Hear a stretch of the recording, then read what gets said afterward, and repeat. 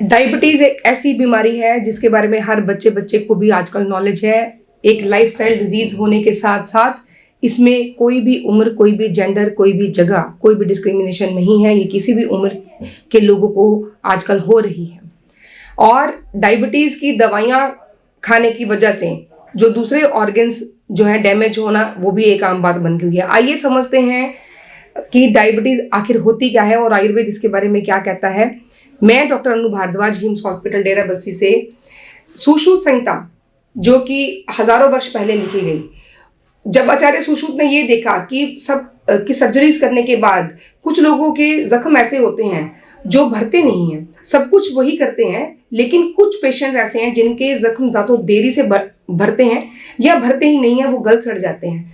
तब उन्होंने इस बारे में जब रिसर्च की तो उन्होंने प्रमेय के बारे में, यानी कि डायबिटीज के बारे में बहुत ही विस्तार से सुश्रुत संहिता में लिखा है कि डायबिटीज कितनी तरह की होती है, क्यों होती है, करना क्या है, कैसे ठीक होगी।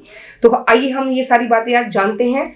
होने के कारण जो लिखे गए वो है आस्य सुखम, स्वप्न सुखम, दधीनी ग्राम्योदकम, अनुप्रसम प्यासी, नवान अन्नपानम, गुड़ व्यकृतम च प्रमेय हेतु कफ कृत सर्वम। यानी कि अगर हम जरूरत से ज्यादा पूरा दिन आराम करते रहेंगे, शैया पर पड़े रहें, स्वप्न सुख इसी को बोलते कि ज्यादा सोना, जो भी सामने आए हमें अच्छा लग रहा है हम खाते जा रहे हैं, बहुत ज्यादा नॉन वेजिटेरियन फूड खाना, और दूध या दूध से बनी हुई चीजों का अधिक सेवन करना, बहुत ज्यादा सेवन करना, नया अन्न खाना, गुड़ या गुड़ से बनी हुई कोई भी चीजें, मीठा खाने से, तो ये सारे जो कारण है, कोई भी ऐसा कारण जिससे कफ बढ़ता है शरीर में, उससे डायबिटीज या प्रमेय रोग हमें होता है।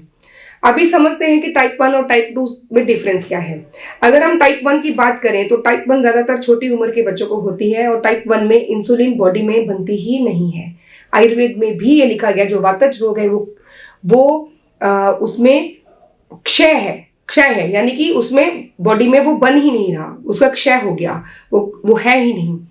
और दूसरा टाइप अगर हम बोले तो आयुर्वेद में भी वो लिखा गया कि उसमें आवरण है, यानी कफ का आवरण है। कफ बढ़ने के कारण जो ग्लैंड्स हैं वो अपना काम कर नहीं पा रही हैं, इंसुलिन के जो सेल्स हैं वो अपना जो बीटा सेल्स हैं, अल्फा सेल्स हैं जो पैंक्रियाज में हैं, वो अपना काम नहीं कर पा रहे हैं।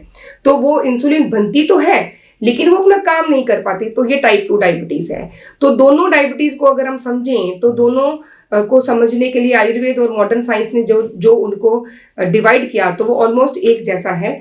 लेकिन इन दोनों की ट्रीटमेंट की बात करें तो दोनों की ट्रीटमेंट बिल्कुल फर्क होनी चाहिए। जो टाइप 1 डायबिटीज है, क्योंकि वो एक क्षयज है, उसमें एब्सेंस ऑफ इंसुलिन है, तो उसमें हमें बॉडी को स्ट्रेंथ देनी है, बॉडी को हमें इस तरह की चीजें देनी है जिससे कि बॉडी में वो बननी शुरू हो जाए। तो आयुर्वेद में भी हम इसमें वात रोग को टारगेट करके चिकित्सा करते हैं, वायु को कम करना है और कफ को थोड़ा सा बढ़ाना है, तो टाइप 1 डायबिटीज भी सही हो जाती है। टाइप 2 में क्योंकि कफ का आवरण है, इसलिए हमें ऐसी चीजें खानी बंद करनी है जिससे कफ बनता है, जैसे कि मैंने पहले आपको बताई, उस श्लोक में बताई गई हैं बड़े अच्छे तरीके से। और अपनी फिजिकल एक्टिविटी को बढ़ाना है। फिजिकल एक्टिविटी बढ़ाएंगे, आधा घंटा अगर हम फिजिकल एक्टिविटी करते हैं, मतलब एक्सरसाइज करते हैं, तो 2 यूनिट इंसुलिन के बराबर है। जो लोग इंसुलिन ले रहे हैं वो इस बात को दोबारा से सुन लें कि अगर आप आधा घंटा एक्सरसाइज करते हैं तो वो 2 यूनिट इंसुलिन के बराबर होता है। तो अगर आप चाहते हैं कि आपकी इंसुलिन छूट जाए, आपकी दवाइयां छूट जाए, तो आज से और अभी से ही चलना शुरू कीजिए, एक्सरसाइज करना शुरू कीजिए, कोई भी फिजिकल एक्टिविटी को बढ़ाइए। सारा दिन बैठे ना रहिए। अपने आप को बीमार जान के हमें रेस्ट करने की जरूरत नहीं है, बल्कि एक्टिविटी करने की जरूरत है। और एक बात कि जब चिकित्सा की बात की गई तो शास्त्रों में जब इसकी ट्रीटमेंट लिखी गई तो बहुत सारी बातें लिखी गई। तो उसमें एक लास्ट में, चैप्टर के लास्ट में, अष्टांग हृदय में चिकित्सा स्थान चैप्टर 5, उसमें जब प्रमेय की चिकित्सा की बात करेगी, डायबिटीज की चिकित्सा की बात करेगी, तो उसमें सबसे लास्ट श्लोक में लिखा गया, निर्धन व्यक्ति के मधुमेह की औषधि। यानी अगर गरीब व्यक्ति को डायबिटीज हो जाती है तो उसकी ट्रीटमेंट कैसे करना, उसको क्या देना। तो आप जान के हैरान होंगे कि उस श्लोक में क्या लिखा हुआ है। उसमें यह लिखा हुआ है कि उस व्यक्ति को तालाब साफ करने का काम दीजिए, उसको कुआं खोदने का काम दीजिए, उसको गायों की सेवा में लगाइए, गौ माता की सेवा में लगाएं। कहने का भाव क्या है, अगर हम समझे तो बेसिकली उसकी फिजिकल एक्टिविटी को बढ़ाया और कुछ भी नहीं किया, और कुछ भी नहीं, ये फिजिकल एक्टिविटी बढ़ाने मात्र से ही जो है इनएक्टिविटी की वजह से, लाइफस्टाइल की वजह से हुई डायबिटीज जो है वो तुरंत ठीक हो जाती है, अपने आप से ठीक हो जाती है। एक और जो भ्रम है वो मैं उसके बारे में भी थोड़ी सी बात करूंगी, वो है जैसे करेला, नीम और जामुन। इसको हम इनवेरिएबली टाइप 1 और टाइप 2 दोनों में ही खाते भी हैं, या और भी कई तरह से हम इसका इस्तेमाल करते हैं। जैसे हम भी थेरेपी बताते हैं कि नीम, करेला और इसका जो एक पेस्ट बना के, इनका पत्तों को कूट के इनका एक पेस्ट बना के थोड़ा सा पानी मिक्स करके उसको उसमें हाथ और पैर हम डुबो के रखेंगे। तो कब तक डुबो के रखना है? जब तक कि मुंह में कड़वा टेस्ट नहीं आता। तो हाथ और पैरों को करेले और नीम के जूस में या उसकी पेस्ट में डुबोने मात्र से भी बॉडी में डायबिटीज जो है वो ठीक होती है, शुगर लेवल कम होता है। लेकिन इनका मैं फर्क बता दूं, ये जो तीनों चीजें हैं, करेला, नीम और जामुन, ये तीनों में से टाइप 1 में करेला ज्यादा काम करेगा और जो नीम और जामुन है वो टाइप 2 में ज्यादा काम करेंगे। उसका रीजन मैं बताती हूँ। जो करेला होता है वो कटु होता है, और जो नीम होती है वो तिक्त होती है, और जो जामुन होता है वो कषाय होता है। ये तीनों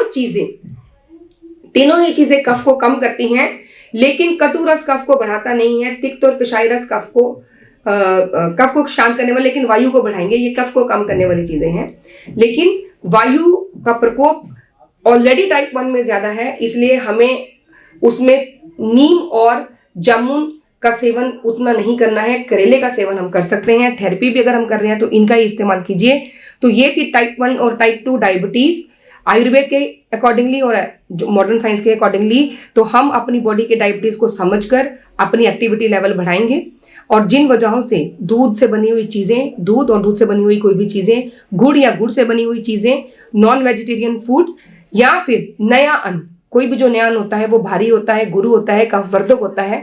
तो अगर हम इसको बंद कर देंगे तो बिना किसी दवा के भी हम अपनी डायबिटीज को अपने आप ही घर में बैठे बैठे ही ठीक कर सकते हैं। तो चंडीगढ़ में जो अभियान शुरू हुआ था, अब गुड़गांव, अमृतसर, दिल्ली, जालंधर, जयपुर, जोधपुर, लुधियाना, पटियाला, संगरूर, कई शहरों में हिम्स शुरू हो चुका है। हिम्स की ब्रांचेस शुरू हो चुकी हैं। अब हमें सिर्फ आपकी मदद चाहिए। भाई राजीव दीक्षित की याद में ये हिम्स शुरू हुआ था।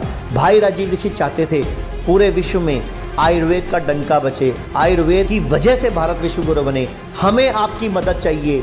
हर किडनी पेशेंट, लीवर फेल के पेशेंट और कैंसर के पेशेंट तक इस वीडियो को पहुंचाइए और भारत को विश्व गुरु बनाने में हमारी मदद कीजिए। धन्यवाद। जय हिंद।